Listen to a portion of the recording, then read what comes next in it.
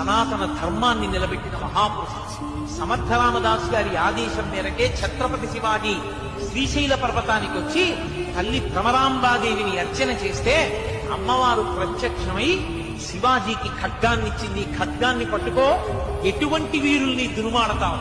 దునుమాడి హిందూ సామ్రాజ్యాన్ని స్థాపించాడు మహానుభావుడు. ఈ దేశ చరిత్రని మలుపు తిప్పినటువంటి శివాజీ సామ్రాజ్య స్థాపన శ్రీశైలంలో ఉన్న భ్రమరాంబాదేవి ఇచ్చినటువంటి ఖడ్గం వల్ల జరిగింది.